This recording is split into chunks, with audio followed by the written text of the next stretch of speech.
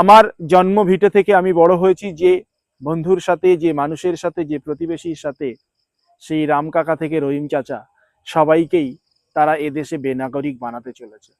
কিন্তু আরো একটা হাস্যকর কথা হচ্ছে, এই বেনাগরিকদের ভোটেই জিতে 2014 পর থেকে সেই নির্লজ্জ বিজেপি সরকার, যাদের দ্বারা আজকের পরিচালিত নির্বাচন কমিশন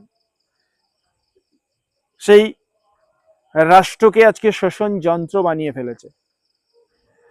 তো আমরা যারা এখনো ঘুমাচ্ছি, মানে এখনো ভাবছি ওর তো নামটা কাটা গেছে বা ওর তো অ্যাড জুডিশিয়াল ডিলিটে গেছে, তাতে আমার কি যায় আসে? বন্ধু মনে রাখবে, নগর যদি কখনো আগুন লেগে যায় না, দেবালয়ও সেখান থেকে রক্ষা পায় না, কারণ নগরের মধ্যেই দেবালয় রয়ে গেছে। তাই আজকে আপনি যেটা ভাবছেন যে আপনার কি প্রতিবেশীর হয়েছে, যা হয় হোক, না বন্ধু, আজ আমাদের জাগতে হবে, হাতে হাত রেখে এগোতে হবে।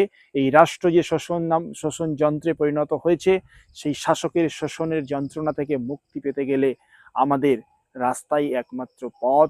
সেই পথ আমাদের বেছে নিতে হবে এবং আগামীতে আমরা যে দেশের নাগরিক এবং দীর্ঘদিন আমাদের পূর্বপুরুষ স্বাধীনতা সংগ্রামী থেকে শুরু করে এরকম একটা ভারতবর্ষকে খুঁজে পেয়েছে, সেই ভারতবর্ষের আমরা নাগরিক, এটাকে নতুন করে প্রমাণ করার মতো আবার কি সময় আমাদের সামনে এসেছে?